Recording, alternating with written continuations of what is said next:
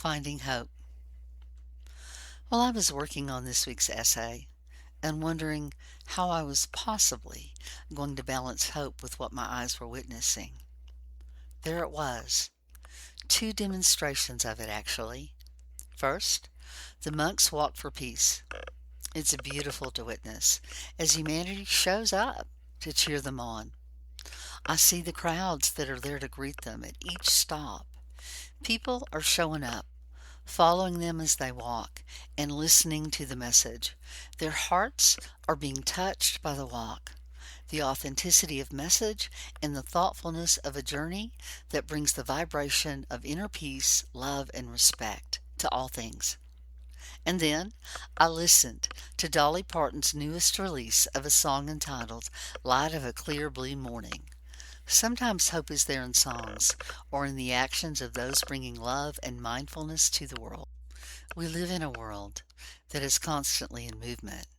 Each movement is an opportunity to be infused with mindfulness and the components of love, like kindness, generosity, and helping your neighbor. Perhaps each of us can focus more time to create more love, hope, and peace in our own lives and others by being mindful of our own actions and reactions. Perhaps we can see the motivation of the monks and their sacrifice for the whole and allow it to lift us up. Maybe we can add a practice of starting our morning or ending our evenings in connection to the sacred in ourselves, to the sacred in all things, to know that even though I may appear to be alone, I'm connected to the all that is. The shamanic path is one that teaches that all things are connected.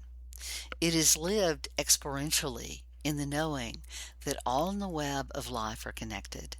The action of the one affect the all. You're not powerless in the moment. All actions affect the web of life, even the smallest ones, including an action as simple as mindfulness. Living hope while witnessing its opposite is a defiant act, an act of love. Balancing living hope with living the everyday asks you to adjust, to stay present, and to connect to your sacred. This is a counterbalance to the visuals our eyes see and our ears hear. Our eyes and ears are portals to us. So monitor yourself and counterbalance. Balance your intake. Remember, you have the capacity to live as a divine being. Maybe not a monk. Maybe not that level of intense study and commitment. Rather, a commitment to keep coming back to hope, to keep coming back to love, and to keep coming back to mindfulness in the face of its opposite. Demonstrate and look up to a higher vibration to counterbalance the fear. Replace a fearful thought with a hopeful thought. Allow your mind to live in a more hopeful frame and actually visualize it. You can be informed and keep mindful boundaries. This protects you and your mind while minimizing the stories of fear you might tell yourself. Every time you go into a story of fear, and a story is different than being in actual danger, you limit your possibilities, and it might cause you to act in a way that is the opposite of love. Choose practices that bring love, the good, out in you. As a former battle-worn expert at trial, I have seen what fear does firsthand. It makes good people do out of their mind actions. So pause and become present to the emotions fear produces, to the tricks it may play with your mind. If needed, learn tools to manage your mind. Fear and hope can't live in the same thought. A tool from the New Thought movement of study, which has its roots in the 19th century, is to replace the old thought with a new one. Yes, it takes practice. And mindfulness combined with tools of New Thought can help you manage your mind in such a way as it supports you rather than scares you. Your mind is its own river of thoughts. Mindfulness produces the ability to see the world and not be the world, to lift yourself up through practice and grace, to live in a way you don't later regret.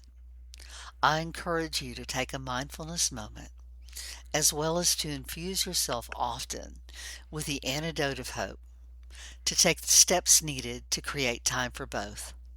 Oddly enough, it might just create more time for you to be available and present for those you truly care about, as well as better choices and decisions coming from grounded space. I leave you with hope and the poetry of Robert Longley and the lyrics of Dolly Parton. There is still hope by Robert Longley. As long as there's wonder and willingness to change, futures may be altered and courses rearranged. As long as there are dreamers who see a future bright, we know that there is promise that will let us sleep at night. It might not happen quickly or through the course of days, but you will start to see changes in often subtle ways. You simply need the feeling of hope within your heart and trust things will get better to let the magic start. Light of a Clear Blue Morning by Dolly Parton. It's been a long, hard, it's been a long, dark night, and I've been waiting for the morning. It's been a long, hard fight, but I see a brand new day a-dawning. I've been looking for the sunshine. You know I ain't seen it in so long, but everything's gonna work out just fine. And everything's gonna be all right. That's been all wrong. 'Cause I can see the light of a clear blue morning. I can see the light of a brand new day.